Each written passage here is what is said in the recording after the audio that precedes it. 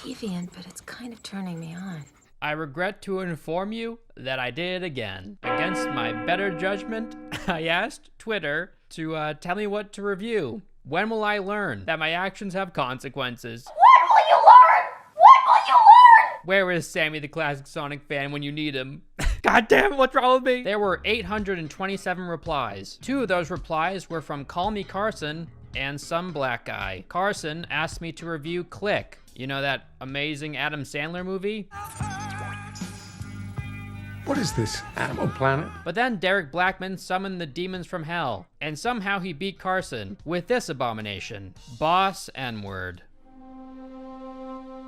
This guy is on his way to single-handedly destroy my brand. So today, I'm reviewing Click, because f that.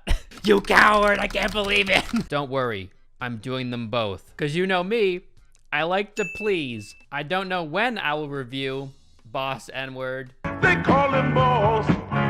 Boss. But it's not today.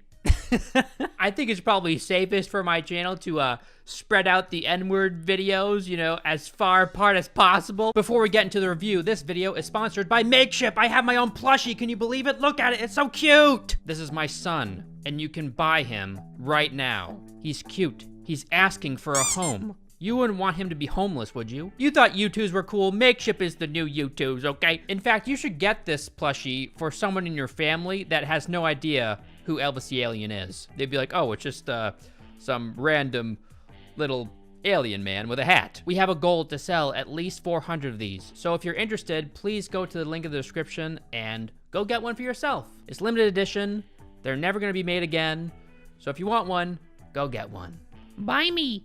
Hello, you know you want to buy me. I will cuddle you at nighttime.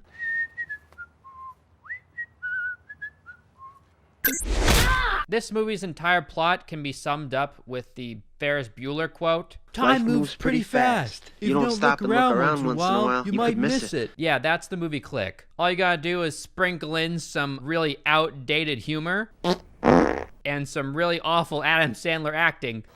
You throw in some David Hasselhoff, you sprinkle in a little Kate Beckinsale. The movie was directed by Frank Coraci. He's known for a bunch of Adam Sandler movies, like The Wedding Singer and The Waterboy. He also made Around the World in 80 Days, so his biggest films came out in the late 90s, early 2000s. What is he doing today? Well, his most recent movie is called Hot Air from 2018, that nobody has ever seen. Adam Sandler's name is Michael Newman in this movie, and Kate Beckinsale, his wife, is named Donna, and they have 2 kids. Click starts with Adam Sandler not knowing which remote is for the TV. Which one of these turns on the TV?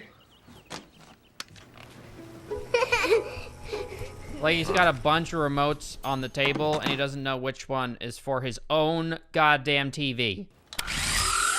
You live here. This is your house. So then Michael goes to work. And then the movie hits us with some Islamophobia. I completely forgot this was in the movie. Yeah, it didn't age very well. Apparently, Adam Sandler's company is designing a restaurant for these people, and his name is Prince Habibu. Prince Habibu, drive red Lamborghini. And hilariously, they keep mispronouncing his name. Prince Habibu. Habibu! Yeah, it's very funny. Prince Habibu, are you joking? And then David Hasselhoff, who plays Adam Sandler's boss in this movie, he comments on his Japanese clients and how they're very impatient and they can hardly even wait for their fish to cook. Can't it just wait 3 days? Michael, these guys are Japanese. They can't wait for their fish to cook. You know, because the Japanese like fish, right? Because that's what they're known for, sushi. So in this movie, Adam Sandler has hardly any time for his children. He promised his kid that he would make it to a swimming competition, but he got there late. Somebody goes drowning in my pool. How you doing, Bill Hurley? I totally forgot that Samwise Gamgee was in this movie. He's basically just swim instructor Speedo Man. Was he some sort of sex symbol in the early 2000s or something? And then he hugs Adam Sandler's child while he's wearing his Speedo, like a grown man hugging a child in a Speedo. I know he's like his instructor and everything, but I wouldn't like that to happen to my child. Stay away from them, please. He's all frazzled, so he mistakes a remote control for a little mini helicopter. Very relatable. You know when you go to pick up the... So yeah, I guess Adam Sandler is a complete moron in this movie. So Michael's all stressed out, so he goes for a nighttime drive, and he finds himself at Bed Bath & Beyond. So he enters the Beyond section of Bed Bath & Beyond. See what they did there? And in this room, he finds Christopher Walken. Something stinks, like stale French fries. He looks like a crazy scientist, and his name is Morty. Oh no, I have the super remote, and I accidentally turned myself into a pickle. I'm Christopher Pickle. So Sandler tells Morty that he's interested in buying a remote that works with everything. And then Morty just gives him this very insane remote. And he's like, oh, it's on the house. It's not even in stores yet, so here, you can just have it. And then Michael goes, what? You're not gay or anything, right? You don't want me to suckle on your pickle. You want me to take my shirt off for you or something? Because I don't play for that team. Get out of here. Get out of here.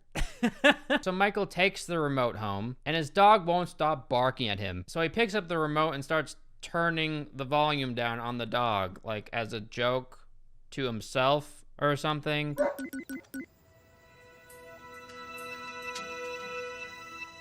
And yeah, the volume of the dog just miraculously goes down. He should be freaking out right now. That's not normal. He just turned the volume down on a living thing. What? But no, Michael's just like, whoa, that's pretty dope. This is a pretty cool remote. So then Adam Sandler fast forwards the dog to make it go to the bathroom faster, and he's not losing his mind for some reason. If anybody on Earth had this remote, they would probably end up in a psych ward. Everything they know about physics and the universe would be shattered. And then he decides not to tell his wife about this remote. Instead, he uses this remote against his wife. You're a big boy. You set your own priorities.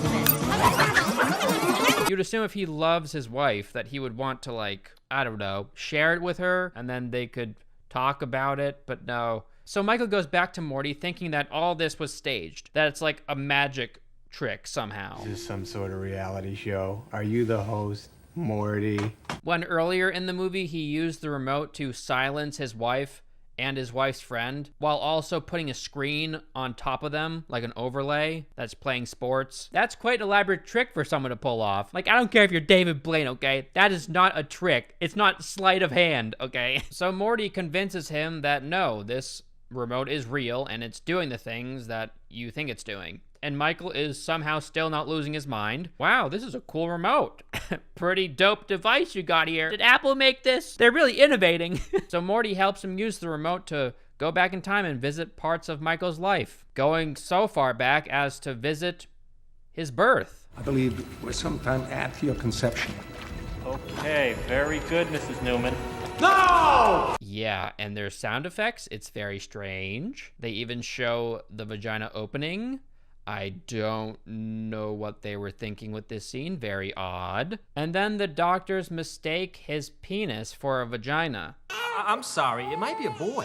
What do you mean might be? What is that? Maybe that's a penis. I guess because it's very small. And then there's a time when his parents tell him that his dick was the size of a Tic Tac. Michael responds by saying, "Come here and I'll freshen your breath." It looked like a little Tic Tac. Come here, I'll freshen your breath.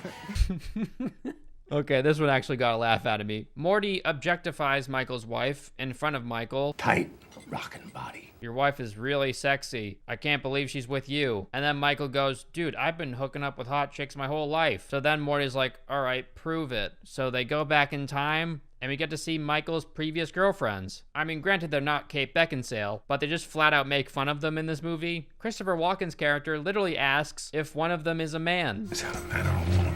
And then the second one pops up, and he's like, what is this, Animal Planet? There's a whole lot of objectification in this movie. Michael drives past a girl with big boobs, and the movie's like, hey, look at her boobs. They're very big. Nice big boobies. Look at those milkers. Hell yeah. You love me. That jogger had giant boobies. So then he has a party at work, and their Japanese clients are there. In order to please their clients, Michael decides to turn their volume up so he can hear them better and change their language to English. So when they're all sat at the table, he basically just repeats exactly what they said to them. Then we can get out of here and do jello shots at America's greatest cultural achievement. TGI Fridays. Go to a TGI Fridays, do some jello shots till this guy pukes up a lung. If I was in a large group of people and we were all talking about something, and then we go and sit down, and then someone that wasn't in the group starts telling us exactly what we were talking about in the group that they weren't in, I would start thinking this guy was listening in on us. But they don't think that. We just have a one-track mind, I guess. Great minds think alike. Michael really wants a promotion at work, and he believes that he's just about to get his promotion. He goes to work, and Hasselhoff doesn't promote him. So Michael goes home, and he's all upset that he didn't get promoted at work. And his kids come up to him, and they're like, "Hey, Dad, look, we're architects just like you. We designed our own rooms." And he tells them that their designs are shitty. Ceilings too high, the hallway's too narrow. Stairway placement makes no sense at all. Like, I don't care what kind of mood you're in. If your kids come up to you and you're in a bad mood, don't berate your own toddlers. You weirdo. They're supposed to make him a douche, and then he learns his lesson later on in the movie. But he's an unrealistic douche. Like, the things this guy does. This thing is worth more than your car. Not anymore, it ain't. I don't know. Maybe some psychos would do that. So Michael's kind of fed up, so he decides to fast forward his life to the point where he gets his promotion, thinking wrongfully that he will get his promotion, like, I don't know, in a week or something. Why would you fast forward your own life? That's absurd. All of the time that he skips, he doesn't remember. Why do I have to keep reminding myself that we already discovered that Michael is a complete moron? Also, what if he just never got promoted? Would he just fast forward to his death? I don't know what would happen at that point. I guess he got lucky, and he did get promoted at one point. So he wakes up years later at a work party that's celebrating his promotion. And he finds out that his assistant, that was once a woman, is now a man. She's transgender. And the movie kind of mocks this. They're just flat out mocking transgender people in this scene. And she prefers to be called Alan now, remember? No. My wife and I literally paused the movie when we were watching this because we were dumbfounded. It's hard to think that this was ever okay. His assistant is played by Rachel Dratch. She's a very prominent, like, SNL personality. If you go to her IMDb page, she's known for Click, so that's too bad. I know she was just playing a part. It's not really her fault. It's mostly Steve Korn and Mark O'Keefe's fault. But yeah, that scene kind of came out of nowhere, and I completely forgot that was even a thing until I rewatched the movie. And then for whatever reason, Michael is surprised that his marriage is suffering. Yeah, you just fast forwarded like a full year. That means you weren't paying attention to her at all this entire year. I'm surprised she didn't divorce you yet. Morty visits Michael at his home. Yeah, he just kind of like pops out of nowhere when Michael decides that he wants to talk to him. Michael doesn't question this. He just goes along with it. He's like, "Oh, nice to see you." And Morty tells him that the remote learns your behavior. If you fast forward once to get a promotion, it's going to learn that when you ask for a promotion, it's just going to fast forward to the promotion. So Michael's boss tells him there's a possibility that he might become CEO. So the remote fast forwards him to the point when he becomes CEO. Yes. So Adam Sandler is fat now, I guess. His son is Jonah Hill. We weren't really sure if it was him at first, but according to IMDb, it is. I guess they did something to his face. It's so strange that there are so many big actors in this movie. Unsurprisingly, Donna divorced Michael, and she's now married to Samwise Gamgee, the swim instructor. So when he finds this out, he pauses everybody, and he absolutely obliterates Samwise's balls. So then Michael gets pushed over by a dog and he hits his head. Prior to this scene, Michael had used the remote to fast forward a sickness he had. So the remote learned that whenever he's sick or injured, to fast forward until he's healthy. And he wakes up 6 years later with a lot of excess skin, and he's like flapping it around. It's very strange. It looks like a tongue. So he meets his son, who's much older now. Michael has no concept of time, I guess. So he's like, "Wow, why aren't you fat anymore?" Your face, your skinny face. "You were fat 6 years ago. I can't believe you didn't just stay fat." Christopher Walken's character, Morty, reveals that he's the angel of death. It's very random. And I guess angels have really impressive remotes. Michael goes to current time and decides that he's gonna be a changed man. He goes to his son's wedding. At this wedding, Michael has a heart attack. Michael, are you okay? Is there a doctor? He wakes up in a hospital, even though he's still sick. which makes no sense. If he never recovers, then shouldn't the remote just fast forward till he's dead? His son is there by his deathbed, and he's like, oh, I was gonna go on a honeymoon with my wife, but work's gonna get in the way, so we can't go. And Michael, being a semi-okay father this time, decides to race after his son to tell him to go on the honeymoon. As he's lying there dying, he tells his family that he loves them, and to always put family first. Well, at least now he realizes, on his deathbed. Michael then pulls out a letter that his wife wrote to him like 60 years ago, and he's like, hey, look at this letter, remember when we were in love? And then things start to make sense for like a millisecond, because he wakes up in the Bed Bath & Beyond. So all this was in his head, I guess. He was just dreaming. Kind of strange that he decided to take a nap in the Bed Bath & Beyond, which is a really, really awful plot device. Like one of the worst plot devices. But in this case, it kind of improved the movie because it was so bad to begin with.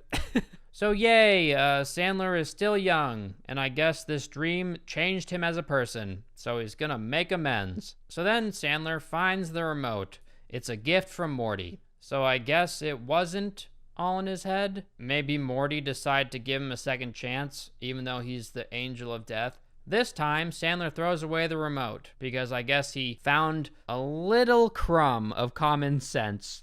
And he placed it in his ear. Oh, I should also mention that whenever the dogs hump their stuffed animal in this movie, Kate Beckinsale gets horny and wants to sleep with Michael. You staying downstairs tonight? Why, that's getting you going? Is she secretly a furry? So yeah, guys, that's the movie Click. I hope this video was worth it. If you'd like to request what I review next, then follow me on Twitter, and I will post a tweet eventually asking you guys to reply with movies. And don't forget to buy my son. The link is at the top of the description. I have 400 sons, and we have to sell all 400 of them. So please buy them. Please. Also, we just released a bunch of clothing over at alienclothing.com, like a whole bunch of new stuff. Like we have this awesome drip hoodie. We have a black and white tee with a smiley on it that's split down the middle. It's really awesome. And I want to take this moment to tell you guys about A-Gang. Basically, it's clothing that we're selling through Alien in order to help other people. So basically, if you want to join the A-Gang, all you gotta do is buy this new hoodie that's up. It's called the A-Gang Humans Helping Humans hoodie. The first A-Gang item we're releasing is all about mental health. 50% of all the proceeds from this hoodie will be donated to the American Foundation for Suicide Prevention. And the other 50% will go towards the creation of future A-Gang items. And they will all help various charities. I want to make the designs relevant to the cause that we are helping. So in this case, we got these little guys on the hoodie. He has his brain out and his friends are there helping him out. I decided to start A-Gang by donating to AFSP because suicide and mental health have personally affected